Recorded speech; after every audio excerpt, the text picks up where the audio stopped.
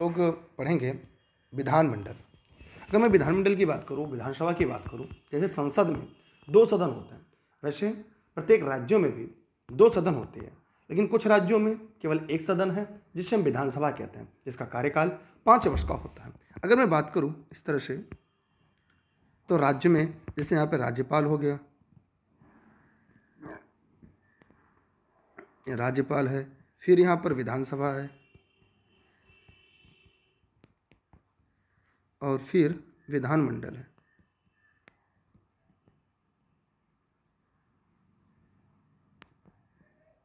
लेकिन विधानमंडल ये कुछ ही राज्यों में है, ये सभी राज्यों में नहीं है, लेकिन ये सभी राज्यों में है। इस पर एक एक करके हम बात करेंगे। इनसे मिलकर हमारा विधानमंडल बनता है, हमारा राज्य की विधायिका बनती है। तो आज हम लोग का जो टॉपिक है राज्य की विधायिका। राज्य की विधायिका में सबसे पहले हम विधानसभा पढ़ेंगे। विधानमंडल में को हम विधानसभा समझते हैं, लेकिन विधानमंडल के अंतर्गत अगर मैं बात करूँ तो विधानसभा और विधान परिषद, अच्छा सॉरी, यहाँ पर विधान परिषद होगा ना, एक मिनट रुक जाइएगा। विधानमंडल तो पूरा होता है, यहाँ पर होगा विधान परिषद।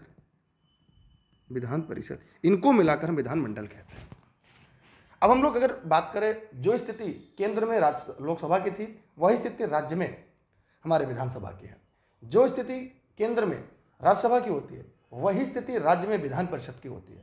विधान परिषद की अगर मैं बात करूं, इनका जो कार्यकाल होता है ये 6 वर्ष का होता है, और इनकी अगर योग्यता की आयु की बात करूं, न्यूनतम आयु सीमा तो 30 वर्ष होता है। जबकि अगर मैं विधानसभा की बात करूं तो इनका कार्यकाल 5 वर्ष का होता है, और ये न्यूनतम आयु सीमा 25 वर्ष होती है। अधिकतम क्या, कोई सीमा नहीं है। चाहे राष्ट्रपति हो, प्रधानमंत्री हो, मंत्रिपरिषद का न्यूनतम आयु सीमा तो है, लेकिन अधिकतम आयु सीमा की कोई जिक्र नहीं। वो मरण सैया पर सोए हों तब भी वो चुनाव लड़ सकते हैं। वो 95 साल के हों, 100 साल के हों, 200 साल के हों, 500 साल के हों, लेकिन न्यूनतम आयु सीमा यहाँ पर तय है। आइए एक करके हम बात करते हैं। और वैसे हम लोगों ने लोकसभा और राज्यसभा पढ़ लिया है, तो यहाँ पर भी पढ़ेंगे। विधान परिषद सभी राज्यों में नहीं है, मेरे मुंह से विधानमंडल निकल गया था इसके पहले। अब मैं बात करूँ अगर आपके साथ, तो विधानसभा का कार्यकाल 5 वर्ष का है, किंतु विशेष परिस्थितियों में राज्यपाल को अधिकार है इससे पूर्व भी विधानसभा को गठित कर सकता है। विधानसभा के सत्रावसान के आदेश राज्यपाल के द्वारा दिए जाते हैं, लोकसभा में राष्ट्रपति द्वारा और राज्य में राज्यपाल द्वारा। यानी जो स्थिति केंद्र में लोकसभा की, वही स्थिति राज्य में विधानसभा की है। ठीक है। विधानसभा में निर्वाचित होने के लिए न्यूनतम आयु सीमा 25 वर्ष है, और लोकसभा में निर्वाचित होने के लिए भी न्यूनतम सीमा 25 वर्ष है। प्रत्येक राज्य की विधानसभा में कम से कम 60 और अधिक से अधिक 500 सदस्य होते हैं। माने प्रत्येक राज्य की विधानसभा में कम से कम 60 सदस्य हो सकते हैं, लेकिन अधिकतम 500 सदस्य से ज़्यादा नहीं हो सकते। लेकिन 3 राज्य अपवाद हैं, जैसे गोवा में 40 है, 60 होना चाहिए, 40 है। मिजोरम में 60 होना चाहिए, 40 है। सिक्किम में 32 ही है। तो 3 ऐसे राज्य हैं जो न्यूनतम सीमा से भी नीचे विधानसभा की सीटें हैं, गोवा, मिजोरम और सिक्किम। जनसंख्या के आधार पर अनुसूचित जातियों जनजातियों के स्थानों का आरक्षण अनुच्छेद 232 में किया गया है। ये सभी के लिए इंपॉर्टेंट है, सभी इसको जानते रहे। और जब लोकसभा में बात किया जाए अनुसूचित जनजाति, तो अनुच्छेद 330 था। विधानसभा की अध्यक्षता करने के लिए एक अध्यक्ष चुनाव करने का अधिकार सदन को प्राप्त है। जैसे वहाँ पर लोकसभा के अध्यक्ष था, यहाँ पर राज्य के विधानसभा का अध्यक्ष हो गया। तो प्रक्रियाएं लगभग सेम है, बस थोड़ा सा अंतर है। वही हम लोग को पढ़ना और वही हम लोग को समझना है। बस आप लोग वीडियो को फटाफट अंदाज में सभी लोगों तक शेयर करते रहिए, पहुँचाते रहिए। आगे अगर मैं बात करूँ तो साधारणतः अगर हम बात करें, विधानसभा अध्यक्ष सदन में मतदान नहीं करता, किंतु यदि सदन में मत बराबरी पे बढ़ जाए तो वह निर्णायक मत दे सकता है। लोकसभा अध्यक्ष की तरह, मतलब अगर वह अपना निर्णायक मत दे सकता है। जब कभी अध्यक्ष को उसके पद से हटाने का प्रस्ताव विचाराधीन हो, उस समय वह सदन की बैठक की अध्यक्षता नहीं करता। अगर उसके हटाने का प्रस्ताव लंबित हो तो उस समय वह उस सदन की अध्यक्षता नहीं करता है। किसी विधेयक को धन विधेयक माना जाए अथवा नहीं, इसका निर्णय विधानसभा अध्यक्ष करता है। जिस तरह संसद में किसी विधेयक को धन विधेयक है या नहीं, इसका निर्णय लोकसभा अध्यक्ष करता है, वैसे राज्यों में विधानसभा अध्यक्ष करता है। मंत्रिपरिषद सामूहिक रूप से विधानसभा के प्रति उत्तरदायी होती है। हर एक लाइन इस नोट्स की इंपॉर्टेंट, इसलिए मैं बार बार कहूंगा इसकी स्क्रीनशॉट रखते चलिएगा। इस वीडियो को सभी मित्रों को शेयर करिएगा। इसकी पीडीएफ भी आपको मिल जाएगी टेलीग्राम पर। आज ही आप लोग दुर्गेश सर्च करके ई लर्निंग विद दुर्गेश पर जुड़िएगा। जितने भी साथी हमारे साथ पढ़ रहे हैं, हमारे साथ देख रहे हैं, इसकी क्लास वीडियो सब कुछ आपको मिल जाएगी निःशुल्क मेरे द्वारा। देश हित में, राष्ट्र हित में टेलीग्राम पर सभी लोग जुड़े रहिएगा। और केंद्र में अगर मैं बात करूं, केंद्रीय मंत्रिपरिषद लोकसभा के प्रति उत्तरदायी रहता है। मेरा एक सवाल आपसे है, कि किस अनुच्छेद में कहा गया है कि केंद्रीय मंत्रिपरिषद लोकसभा के प्रति उत्तरदायी होता है। ये मैंने पढ़ाया है, अगर आप ध्यान से पढ़े होंगे तो आप इस प्रश्न का जवाब जरूर दे लेंगे। संघीय स्वरूप को प्रभावित करने वाला कोई भी संविधान संशोधन विधेयक यदि संसद के दोनों सदनों द्वारा पारित हो तो आधे से अधिक राज्यों को विधानमंडलों द्वारा उसकी पुष्टि आवश्यक है। अगर कोई संघीय स्वरूप प्रभावित करने वाला कोई भी संविधान संशोधन विधेयक यदि संसद के दोनों सदनों से पारित हो गया है, उसे आधे से अधिक राज्य के विधानमंडलों द्वारा उसकी पुष्टि होना आवश्यक होता है। इसकी भी आप स्क्रीनशॉट अपने पास सुरक्षित रख सकते हैं। अगर हम बात करें तो राष्ट्रपति के निर्वाचन में जितना मताधिकार संसद के दोनों सदनों के सदस्यों को प्राप्त है, उतना ही राज्य की विधानसभा के निर्वाचित सदस्यों को भी प्राप्त है। ये हम लोगों ने राष्ट्रपति के सेशन में पढ़ा था। विभिन्न प्रकार के विधेयकों के संबंध में राज्य विधानमंडल, विधान परिषद और विधानसभा की शक्तियां वैसे ही विभाजित हैं जैसे संघीय व्यवस्था में क्रमशः राज्यसभा और लोकसभा के बीच शक्तियों का वितरण है। अगर हम सदस्य संख्या की बात करें किन राज्यों में क्या क्या है, तो उसके पहले हम लोग विधान परिषद को भी पढ़ लेते हैं। जी हाँ, यह भी आपके सिलेबस में। अगर मैं विधानमंडल की बात करूँ तो विधान परिषद विधानमंडल का उच्च सदन होता है और लोग, क्योंकि यह राज्यसभा की भांति होता है, और जो विधानसभा होती है वो निम्न सदन, प्रथम सदन, लोकप्रिय सदन के नाम से जाना जाता है और वो निचला सदन कहलाता है। अनुच्छेद 169 के अनुसार किसी राज्य की विधानसभा अपने कुल सदस्यों की पूर्ण बहुमत तथा उपस्थित और मतदान करने वाले सदस्यों के 2/3 बहुमत से प्रस्ताव पारित करे तो संसद उस राज्य में विधान परिषद स्थापित कर सकती है या उसका लोप कर सकती है। यह लाइन बहुत ही इंपॉर्टेंट है, ये बहुत बार पूछा जाता है। पिछली क्लास के सेशन में मैंने एक सवाल पूछा था, अनुच्छेद 169 क्या है। आज उसका उत्तर इस वीडियो में आपको मिल गया। उम्मीद करते हैं आप लोगों ने देख लिया होगा। आप सब इसकी स्क्रीनशॉट अपने पास जरूर से सुरक्षित रख लें। हम इसी के साथ अगले सेशन में बढ़ते हैं। वर्तमान में केवल 6 राज्य उत्तर प्रदेश, कर्नाटक, महाराष्ट्र, बिहार, आंध्र प्रदेश और तेलंगाना में ही विधान परिषद विद्यमान है। क्लियर हुआ कॉन्सेप्ट? विधान परिषद की कुल सदस्यों की संख्या उस राज्य की विधानसभा के कुल सदस्यों की संख्या की 1/3 से अधिक नहीं हो सकती, किंतु किसी भी अवस्था में विधान परिषद के सदस्यों की कुल संख्या 40 से कम नहीं हो सकती। लेकिन जब जम्मू कश्मीर था तब इसका अपवाद वहां पे था। विधान परिषद सदस्य बनने के लिए न्यूनतम आयु सीमा 30 वर्ष है, राज्यसभा की भांति।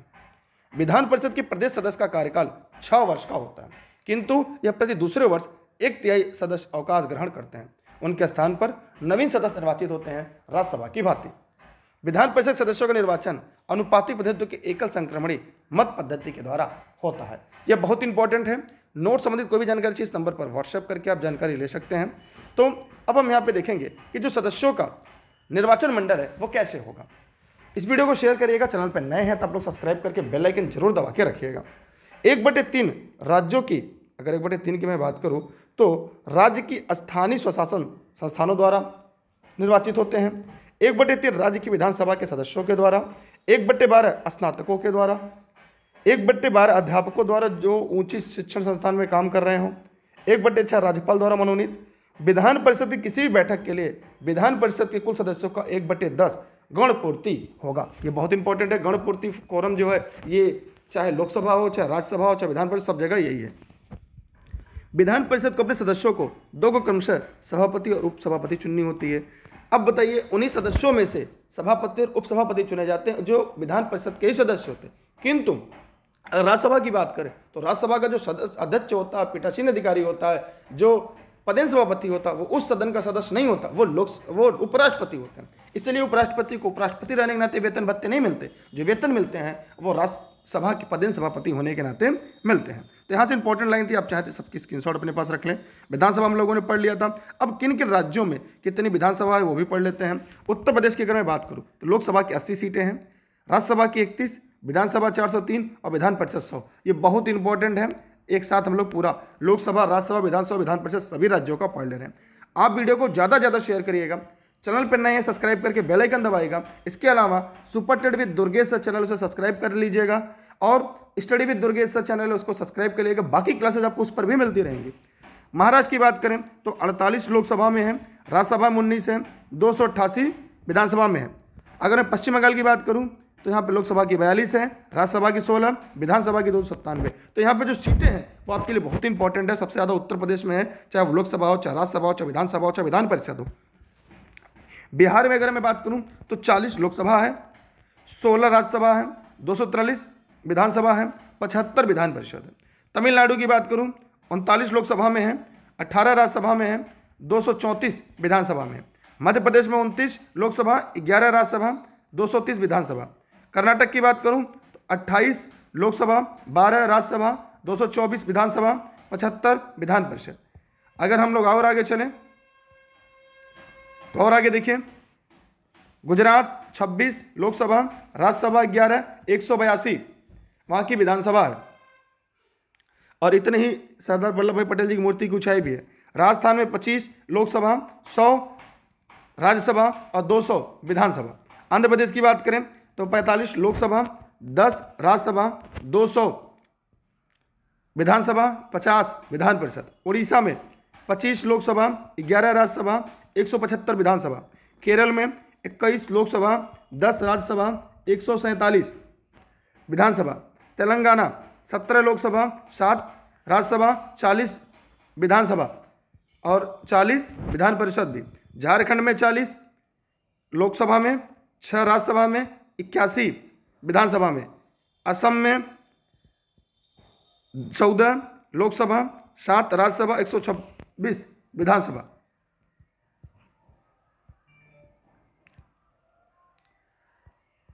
ठीक है, अब हम बात करते हैं और आगे। पंजाब में 13 लोकसभा, 7 राज्यसभा, 117 विधानसभा। छत्तीसगढ़ में 11 लोकसभा, 5 राज्यसभा, 90 विधानसभा। हरियाणा में 10 लोकसभा, 5 राज्यसभा, 90 विधान सभा। उत्तराखंड में 5 लोकसभा, 3 राज्यसभा, 70 विधानसभा। हिमाचल प्रदेश में 4 लोकसभा, 3 राज्यसभा, 68 विधानसभा। मेघालय में 2 लोकसभा, 1 राज्यसभा, 60 विधानसभा। अरुणाचल प्रदेश में 2 लोकसभा, 1 राज्यसभा और 60 विधानसभा। गोवा में 2 लोकसभा, 1 राज्यसभा और 40 विधानसभा। अब देखते हैं, मणिपुर में 2 लोकसभा, 1 राज्यसभा, 60 विधानसभा। त्रिपुरा में 2 लोकसभा, 1 राज्यसभा और 60 विधानसभा। सिक्किम में 1 लोकसभा, 1 राज्यसभा, 32 विधानसभा। नागालैंड में 1 लोकसभा, 1 राज्यसभा, 40 विधानसभा। मिजोरम में 1 लोकसभा, 1 राज्यसभा, 60 विधानसभा। अब हम लोग पढ़ते हैं केंद्र शासित प्रदेशों के। अगर हम केंद्र शासित प्रदेश की बात करें तो केंद्र शासित प्रदेशों में 3 दिल्ली में है लोकसभा, 7 राज्यसभा, 70 विधानसभा की है। पुदुचेरी में 1 लोकसभा, 1 राज्यसभा, 30 विधानसभा। जम्मू में 5 लोकसभा, 4 राज्यसभा, 114 विधान सभाएं होंगी लगभग में। ये भी स्टार लगा के शर्तें लागू हैं। लद्दाख में 1 लोकसभा होगा। बाकी सभी क्लास के लिए आप लोग टेलीग्राम ज्वाइन कर लीजिएगा। जितने भी लोग इस वीडियो को देख रहे हैं, दुर्गेश सर सर्च करके ई लर्निंग विद दुर्गेश पर, ई लर्निंग विद दुर्गेश का ऐप प्ले स्टोर से डाउनलोड कर सकते हैं। यहाँ पे सभी क्लास की जो लिंक है आपको टेलीग्राम के माध्यम से मिलती रहेंगी। मेरी सभी क्लासेज आपको निःशुल्क देश हित में, राष्ट्रहित में मिलती हैं। बाकी सभी क्लासेज की लिंक आपको टेलीग्राम पर मिलती रहेंगी, तो आप लोग टेलीग्राम आज ही ज्वाइन कर लीजिएगा। इस वीडियो को ज़्यादा से ज़्यादा शेयर करिएगा। नोट से संबंधित सभी जानकारी इस नंबर से ले लीजिएगा। ठीक है, यहाँ पे एक नंबर दिया गया है, ये आपके काम में आ जाएगा। और ई लर्निंग विद दुर्गेश का जो ऐप है वो प्ले स्टोर से डाउनलोड कर लीजिएगा। वहाँ एनसीईआरटी की सभी नोट्स कक्षा से लेकर 12 तक मिल जाएगी। सभी नोट्स, सभी क्लासेस, सब कुछ आपको मिल जाएगी। टाइम से क्लास में जुड़े रहेगा, क्लास के अंत तक बने रहेगा, क्योंकि अब की बार एक सीट हमारे के लिए, हम आपके साथ पढ़ रहे हैं और आप भी हमारे साथ पढ़ रहे हैं। इस वीडियो को ज़्यादा से ज़्यादा शेयर करिएगा। चैनल पर नए हैं, सब्सक्राइब करके बेल आइकन दबाइएगा। जाते जाते मेरा सवाल आप सभी से है कि कितने केंद्र शासित प्रदेशों में विधानसभा के चुनाव होते हैं, इसका जवाब कमेंट सेक्शन में कमेंट करके आप लोग दीजिएगा। और इस चैनल पर नए हैं तो सब्सक्राइब करके वीडियो को शेयर जरूर करेगा। फेसबुक पर वीडियो देख रहे हैं तो शेयर करिएगा, फॉलो करिएगा। और अगर आपको कोई व्यक्तिगत सवाल है तो e learning with Durgesh Instagram पर आप अपने सवाल ई लर्निंग विद दुर्गेश की टीम से पूछ सकते हैं। आप सभी का बहुत बहुत धन्यवाद। मिलते हैं एक नए वीडियो लेक्चर के साथ, एक नए टॉपिक के साथ। तब तक के लिए जय हिंद, जय भारत। भारतीय राज्य व्यवस्था, भारतीय संविधान की सीरीज इसी तरह क्रमवार रूप से थियरी की चलती रहेगी। आप वीडियो के अंत तक बने रहिएगा और यकीनन आपके लिए ये सीरीज बहुत इंपॉर्टेंट होगी, क्योंकि हम उन महत्वपूर्ण प्रश्नों की सीरीज लेकर आते हैं जहां से परीक्षा में बार बार सवाल पूछे जाते हैं। इसलिए आप इस सीरीज के अंत तक बने रहा करिए। Thank you. जय हिंद, जय भारत।